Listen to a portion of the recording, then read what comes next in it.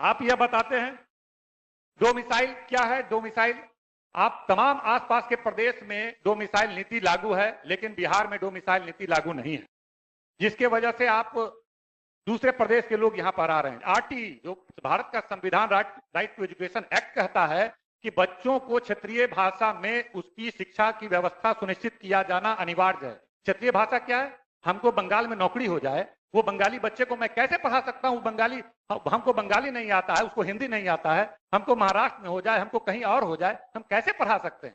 तो संविधान का उल्लंघन करते हुए बहाली यहां पर हुआ, इसलिए डोमिसाइल लागू होना चाहिए। हम लोग उस वक्त साथ में थे, हम लोग का यह कहना था कि डोमिसाइल लागू होना चाहिए यहाँ, लेकिन नहीं किया। तरफ हम शिक्षा विभाग पर सबसे ज्यादा सरकार ने खर्च किया और सरकार ने शिक्षा विभाग पे खर्च किया, लेकिन आज शिक्षा विभाग के बारे में भारत सरकार का तमाम जो है वो क्या बताता है? नीति आयोग क्या बता रहा है? सस्टेनेबल जो डेवलपमेंट गोल है, SDG जिसको कहते हैं, वह क्या बता रहा है? बता रहा है कि 100% में 32% मिलता है, मतलब 33% पास होने के लिए होता है, मतलब ये फिसड्डी है। आज बिहार में शिक्षा के मामले में सबसे ज्यादा पिछड़ापन बिहार में, जबकि सबसे ज्यादा बजट दिया जा रहा है।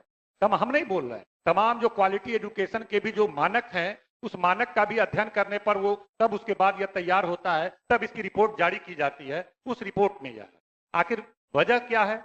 इतने पैसे खर्च करने के बावजूद क्वालिटी एजुकेशन नहीं है। हमारे यहाँ जो मिडिल स्कूल में नाम लिखाते हैं, प्राइमरी स्कूल में, मिडिल स्कूल में आते आते 20% बच्चे नामांकन ड्रॉप आउट हो जाते हैं, हाई स्कूल आते आते फिर 20% हो जाते हैं, उससे ऊपर 87% बच्चे हमारे यहाँ जो है उच्च शिक्षा प्राप्त नहीं किए। ये देश में सबसे ज्यादा है कि लगभग 87% से एबव बच्चे हैं जो उच्च शिक्षा प्राप्त नहीं करते हैं। तो शिक्षकों की कमी है, कॉलेजों में जाइए कहीं आपको वैकल्टी नहीं है, और किस तरह से यहाँ पर व्यवस्था चल रहा है। हमारे नेता जब 20 में चुनाव लड़ रहे थे, उन्होंने कहा कि भाई हम आएंगे तो तमाम 10 लाख रोजगार देंगे। तो रोजगार केवल नौकरी देना और उनके जीवन यापन की व्यवस्था करना उद्देश्य नहीं था। नौकरी देने का मतलब है कि सेवाएं उपलब्ध कराना। अगर 5 लाख लोगों को नौकरी मिला, उससे 50 लाख और करोड़ों बच्चे जो गरीब दलित के बच्चे जो सरकारी विद्यालयों में पढ़ रहे हैं, उनको गुणवत्तापूर्ण शिक्षा मिलेगा। यह उद्देश्य था। यह उद्देश्य नहीं था कि 5 लाख लोगों को रोजगार मिले।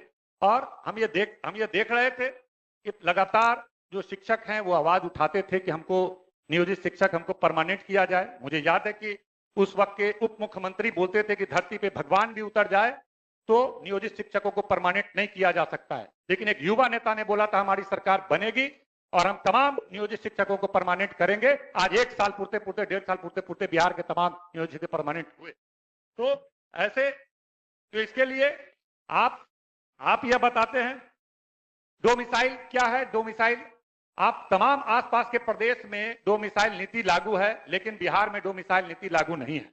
शिक्षकों की कमी है, कॉलेजों में जाइए कहीं आपको वैकल्टी नहीं है, और किस तरह से यहाँ पर व्यवस्था चल रहा है।